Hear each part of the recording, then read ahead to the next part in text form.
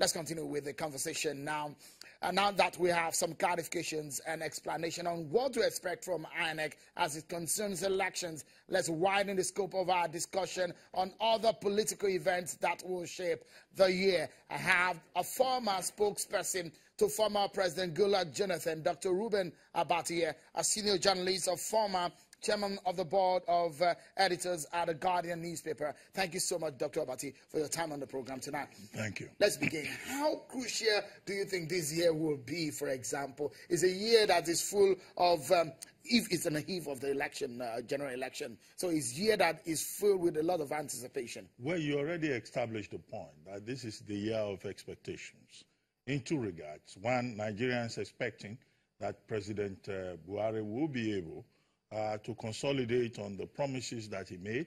Nigerians have waited for more than 2 years, expecting a consolidation and a proper, advertisement of the achievements with regard to the promises that were made. And secondly, Nigerians are also expecting that this will be the year of elections, the year when many candidates will be thrown up, when Nigerians will be able to begin to make up their minds about the 2019 elections.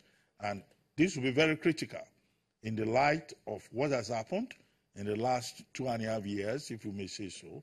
And Nigerians, I can see, particularly on social media and in terms of the public discussion within the general space, that Nigerians see this year as a year of serious expectations, and that Nigerians, they want to see certain evidence about which they can make up their minds about the present and the past and the future.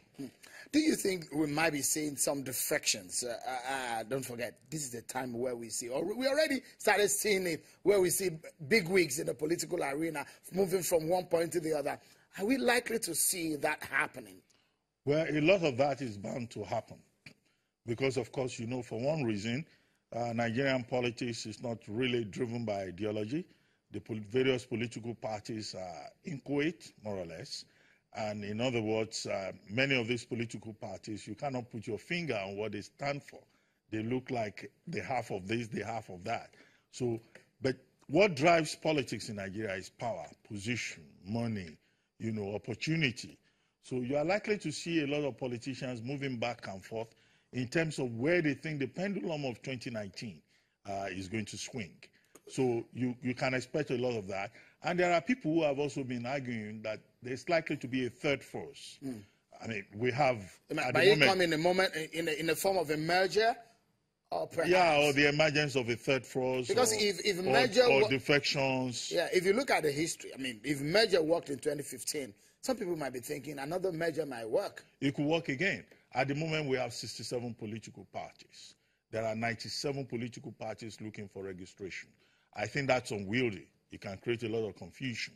On election day, when you have 67 political parties or more on the ballot box, the average voter is likely to be confused, particularly as we have illiterates, an illiterate population likely going to the ballot stations.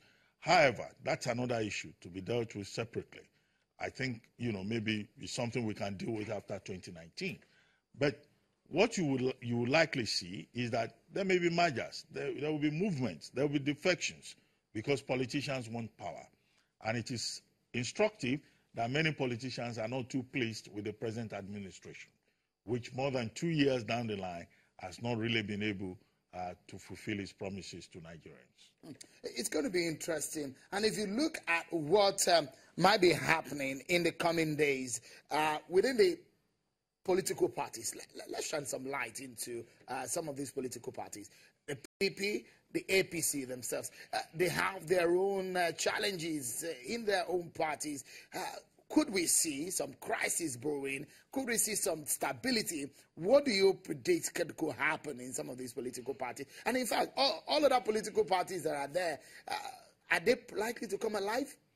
Well, I mean, with 67 political parties, it is very obvious that most of these political parties are just special purpose vehicles.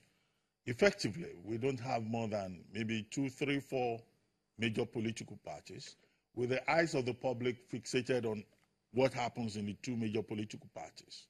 With the APC, it's unfortunate. The APC has not been able to graduate, to develop. into a party per se.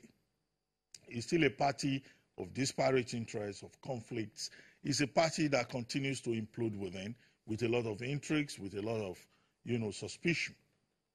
What you are likely to have in 2018 is the possibility of the APC, many of those intrigues that have been managed carefully, coming to the fore. On the other hand, you could also have the APC coming together as a stronger party in an attempt to hold on to power. But all of that dynamics, of course, the question to ask is, how does it serve the purpose of Nigerians? It's going to be with the PDP, which is the bigger party that has been in power for so long. Just a moment, Dr. Abati. We'll take a break now. But when we come back, we'll dig deeper into all of these issues when we return. Stay with us, everyone.